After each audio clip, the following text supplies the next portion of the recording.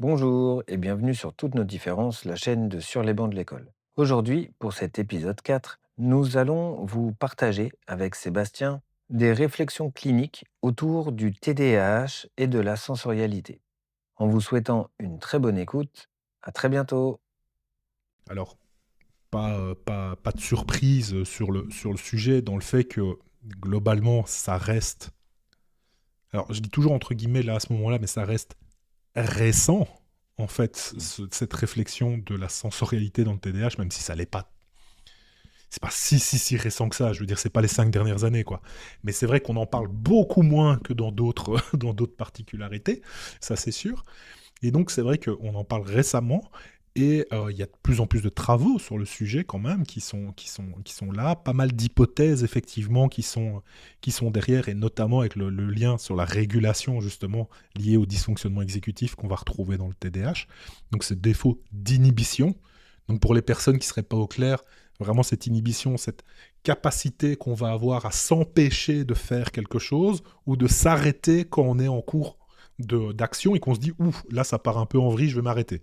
D'accord. C'est ce qui vous empêche de frapper un collègue un peu pénible au bureau, d'accord, ou de tout claquer dans les files d'attente chez Ikea parce que c'est trop long, d'accord, et de vous barrer en courant. Donc Ou de jeter vos enfants par la fenêtre. oui, aussi, c'est vrai. Voilà. Bon, après, est-ce que c'est un truc d'inhibition ou c'est juste une question légale? Ça, c'est différent. Oui, Mais, c'est vrai. mais donc, on va se retrouver par rapport à ces éléments. Et effectivement, dans le TDAH, donc, cette idée que le TDAH est quand même assez caractérisé par une fluctuation, qu'elle soit comportementale, qu'elle soit attentionnelle, qu'elle soit motivationnelle, puisqu'on va retrouver effectivement cet aspect de fluctuation. On va avoir la fluctuation effectivement des fluctuations des comportements liés aux émotions, justement, où on va avoir des aspects où certains enfants vont piquer des crises et dans les minutes qui suivent vont être juste adorables et avoir des grosses fluctuations comme ça qui sont assez marquées chez eux. Et donc, ben, aujourd'hui, on voit quand même de plus en plus de travaux qui s'interrogent sur cette fluctuation de la sensorialité, pour le coup. Et donc, je me demandais si toi, de un, ben, quel était un peu ton regard sur cette fluctuation potentielle sensorielle dans le TDAH? Est-ce qu'au final, il y a des patients que tu vois potentiellement qui ont ce type de particularité et comment ça se représente en gros un peu chez eux pour avoir peut-être une vision un peu clinique? Pour les gens qui ne le savent pas, moi je consulte plus depuis 5 ans, donc je peux voir des gens, mais après ma finesse clinique sera plus là. Donc, et de voir un petit peu comment ça se représente un petit peu, bah, toi, dans ton quotidien un petit peu, et de voir un peu comment ça se manifeste de ton sens, cet aspect de la sensorialité, spécifiquement dans le TDAH, ici. Bah, déjà, clairement, ce qui est quand même le point commun de toutes les personnes TDAH que j'ai rencontrées, et j'insiste sur le fait que j'ai rencontré, donc pas forcément toutes les personnes TDAH du monde, parce que je n'ai pas rencontré voilà, tout le monde. Euh, mais quoi qu'il arrive, il y a vraiment un point commun à toutes ces personnes-là, c'est cette difficulté à pouvoir trier et hiérarchiser l'information sensorielle. Euh, le fait que le moindre petit truc peut être source.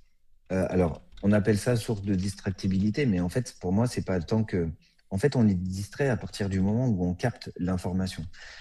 Quand on trie, quand notre cerveau trie et hiérarchise l'information, il y a plein d'informations qu'on va laisser de côté, justement. Et cette espèce de, enfin, cet effet de tri de l'information, donc qu'on voit avec le tri neuronal, amène vraiment cet effet de boîte de nuit permanente, qui n'est pas forcément horrible à vivre, mais qui est euh, des efforts permanents pour ah oui, bah alors là, j'entends un bruit, mais je ne dois pas regarder.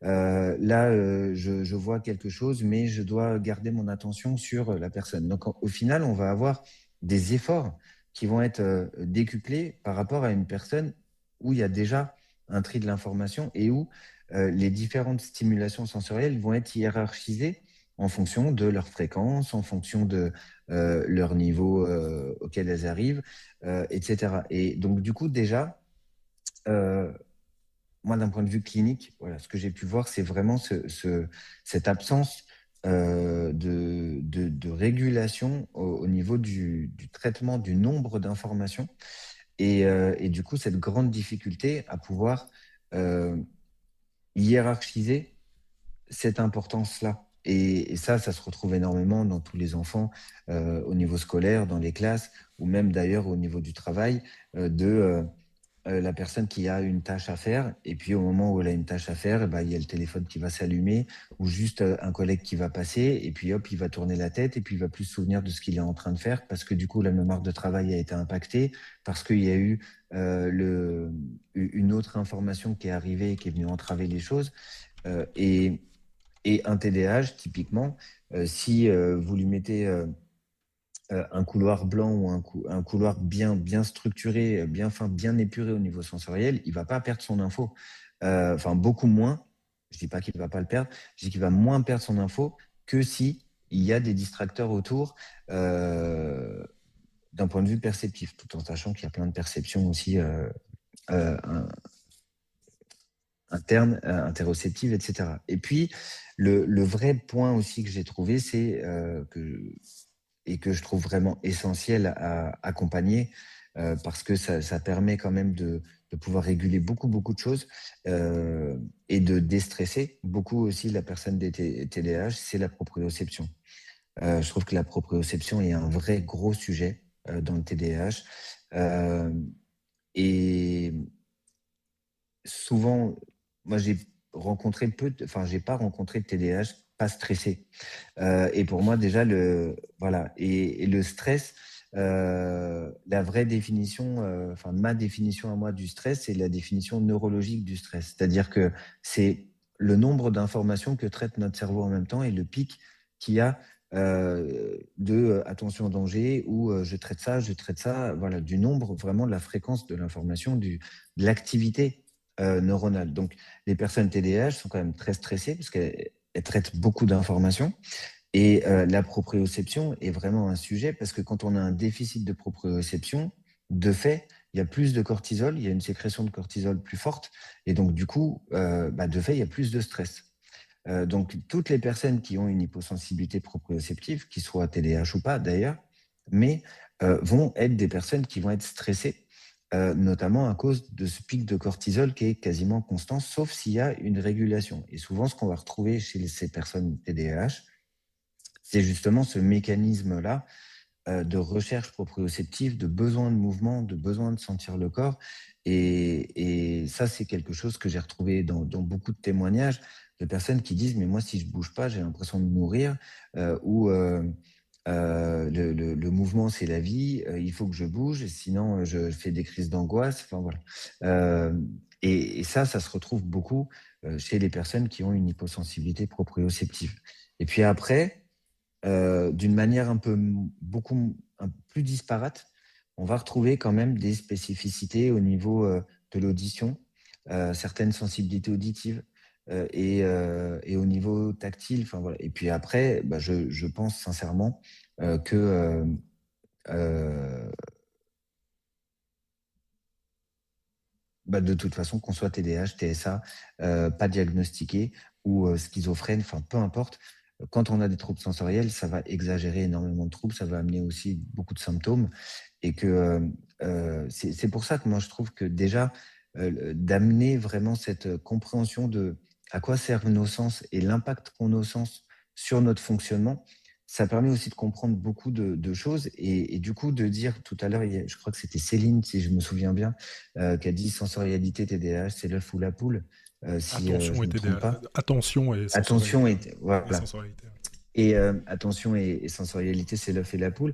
Et effectivement, la seule chose que je dis, moi, c'est que déjà, on sait que quand on a une hypersensibilité au niveau auditif, au niveau visuel, quand on a une sensibilité au niveau proprioceptif, ça va entraîner tel et tel comportement. Donc, on met en programme pour travailler autour de la sensorialité, pour diminuer un petit peu, pour structurer les choses, et puis on voit si ça répond ou pas. Parce que des fois, c'est comme si on avait une baguette magique, parce que quand la personne se sent comprise, quand les troubles sensoriels commencent à diminuer, parce que par l'accompagnement qu'on va avoir, il y a beaucoup de troubles du comportement qui diminuent. Et quand je parle de baguettes magiques, c'est des baguettes magiques par rapport au comportement difficile, mais pas au fonctionnement interne, Mhm. voilà, qui reste là.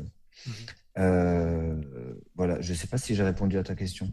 Mais je trouve que c'est intéressant justement ce que tu décris dans cet aspect de la proprioception. C'est vrai que c'est un terme potentiellement qui reste quand même euh, un peu, euh, un peu professionnel pour les gens. Tu vois, c'est Mm. quelque chose. Là, il y a Guillaume, par exemple, compliqué de suivre avec tous ces termes. Guillaume, à tous les moments, enfin, en tout cas, moi, je pars du principe que s'il y a quelque chose que vous ne comprenez pas, c'est nous qui l'expliquons mal. Donc Mm. vraiment, s'il y a des termes, ça va pas. S'il y a des choses spécifiques, Guillaume, posez vos questions. Allez-y. Nous, notre but, c'est que le maximum de gens comprennent, Tout le monde, évidemment, cet bien aspect-là. sûr. Donc vraiment, faut pas hésiter à poser les questions. Mais c'est vrai que la proprioception, c'est quelque chose que moi j'avais. Alors, je l'appelle pas ça évidemment proprioception, encore une fois, mais cette idée du TDAH qui est en recherche perpétuelle de mouvement, par exemple, qui est vraiment dans cette idée de. Enfin, moi à l'époque, je vous dis ça il n'y a pas ces 10 ans, on expliquait, enfin, une partie des explications notamment, c'était que, l'hyperactivité pouvait être totalement parasite. C'est-à-dire vraiment, c'est un manque de contrôle la capacité motrice. Soit dans certains cas, et souvent en fait c'est dans certains cas, pas soit dans certains cas, il y avait cette idée aussi de chercher le mouvement pour apaiser quelque chose, parce qu'en fait ce qui se passait, et c'est ce qu'on a vu plus tard, notamment dans d'autres théories, je reviens là-dessus directement après, mais qui est vraiment cette sensation que certains patients vont vivre dans l'immobilité, qui est tellement désagréable qu'en fait ils développent des comportements Mm. soit d'évitement par le mouvement, d'agitation, pour essayer justement de faire baisser cette sensation qui est vraiment, pour le coup, intenable pour eux. Et c'est ce qui a été modélisé un peu plus tard dans une erreur qu'on fait parfois, d'ailleurs de compréhension, qui est, alors encore une fois, ça c'est le terme euh, très théorique, mais on va le définir, qui est l'aversion au délai. Avec l'aversion au délai a toujours été comprise sous le principe, et moi le premier, sur le besoin de tout de suite. Tu vois, c'était l'incapacité d'attendre que quelque chose arrive. Et en fait, on s'est aperçu que la définition de base de l'aversion au délai, c'est de ne pas d'avoir cette sensation extrêmement désagréable d'être à un instant T et de devoir attendre quelque Attendre. chose. Et donc, pour éviter l'attente, la personne qui a un TDAH va développer des comportements qui sont plus souvent d'ailleurs moteurs Mm. là-dessus, pour essayer d'apaiser cette sensation interne, justement, qui est vraiment liée à ça, et qui sont en recherche de mouvement pour faire baisser en fait cette sensation désagréable. Est-ce que ça te parle, si je le prends de mon point de vue de modélisation en neuropsy, par rapport à ce que tu as pu, à ce que tu as pu dire? J'ai l'impression que oui, mais après, c'est un peu, c'est pour être sûr qu'on soit sur le même, à peu près sur le même raccord, quoi. Mais bien sûr, ça me parle à 200%. Après, moi, j'oserais dire que, tu vois, quand j'entends ça, je me dis, bah oui, mais de toute façon, quand on a des troubles proprioceptifs, bah, on a ce que tu décris. Hmm. C'est-à-dire qu'on a cette inversion au délai, on a ce besoin de bouger. Euh, donc voilà, donc, bien évidemment, alors pour revenir sur le vocabulaire, proprioception, c'est vraiment cette sensation, c'est des récepteurs qui sont situés sur les muscles et les articulations et qui nous donnent des indications en permanence. Cette sensation de, on sent notre corps en fait. Voilà. Quand vous mettez votre pied sous vos fesses et qu'à un moment donné vous dites, oh, je sens plus mon pied parce que le sang circule plus, parce que justement bah, le circuit neuronal de l'information ne circule plus, bah, en fait, vous le sentez plus. Mais si vous le sentiez plus, c'est que vous le sentiez avant. Et ça, il y a aussi beaucoup de TDAH.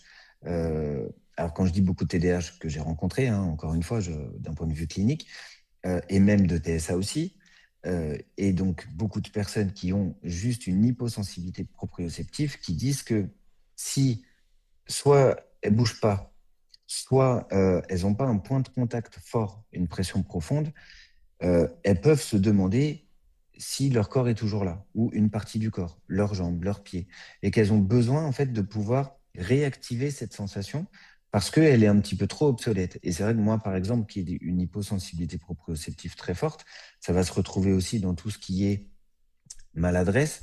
On dit moi, quand j'étais petit, j'ai tout le temps entendu fais attention, regarde où tu vas, tu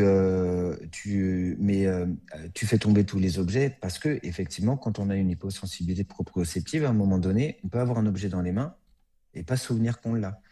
Parce que aussi, notre cerveau va traiter d'autres informations qui vont être plus importantes que cette proprioception qui est moins là.